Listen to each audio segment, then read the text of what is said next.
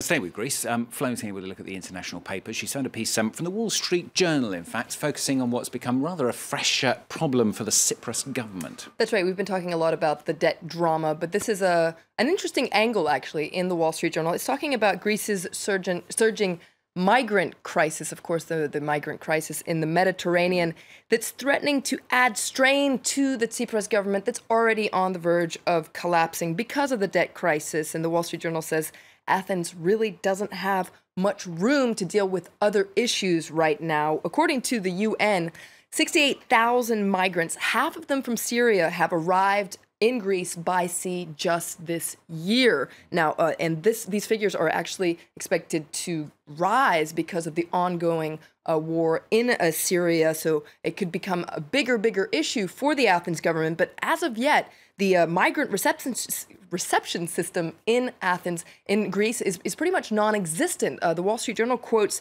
figures about 2,000 spots in Greece, so not quite up to par for the 68,000 migrants that have come so far. And what's interesting, is that it's actually private citizens who are actually taking it up on themselves to take care of these migrants. And there's some very touching stories in the Wall Street Journal that you can read today.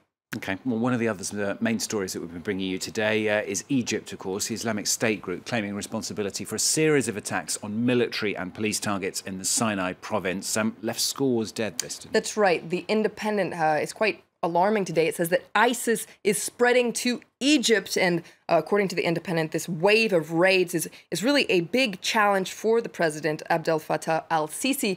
Interesting to see what the Egyptian press is saying about this. Al-Makal, that's an Egyptian paper, actually appeals to President Sisi in its editorial. What is your strategy after this ISIS attack? What's clear is this large-scale operation came as a surprise. Al-Sisi didn't see it coming, and this paper in its editorial says he owes an explanation to Egyptian people. They need to know that there is a clear strategy in this war. And speaking about ISIS, Britain's Defence Secretary, Michael Fallon, he's called for a fresh debate, hasn't he, on the UK's response, really, to what he called the evil caliphate. Absolutely. That's on the front page of The Independent. If we take a look at that paper, according to The Independent, government sources say that David Cameron is considering asking Parliament to authorize airstrikes in Syria. You can see here MPs urged to consider these airstrikes. Now, The Independent points out that a lot will depend on whether any evidence emerges that really shows a direct ISIS involvement in the recent attack in Tunisia that, of course, killed 29 British citizens.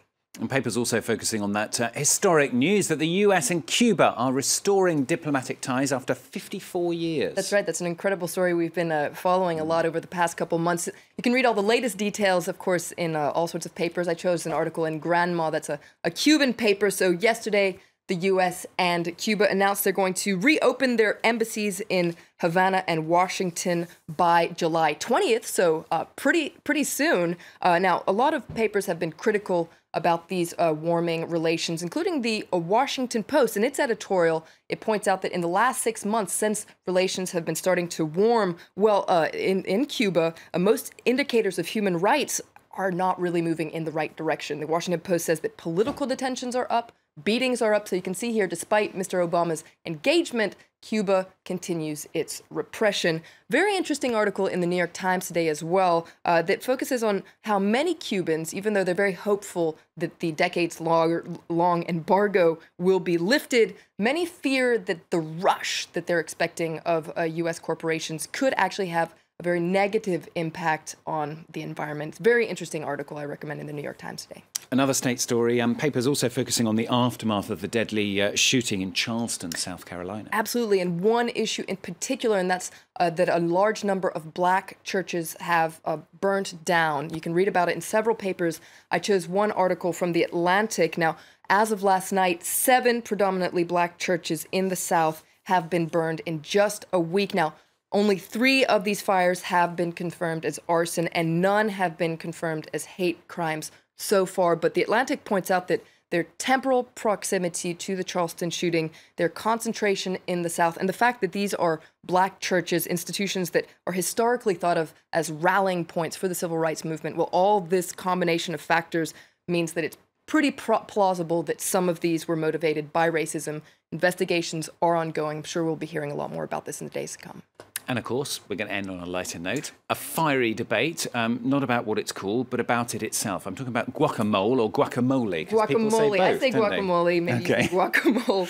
You can read about it in the New York Times. It was actually the New York Times that sparked this fiery debate. Now, yesterday on Twitter, it actually tweeted a link to a 2013 recipe for guacamole with the message, "Add green peas to your guacamole. Trust us." Now, this sparked a Twitter storm with a lot of people saying this untraditional recipe is horrible, including, you can see it here in the New York Times, Barack Obama and Republican presidential hopeful Jeb Bush. Both of them tweeted that this was an outrage, that you do not put peas in your guacamole. If you want to know how to make really good guacamole, head to Slate. They have a delicious recipe that is very easy to make and really made me hungry this morning. Can't you call it piamole? Piamole doesn't quite work, does it? All right.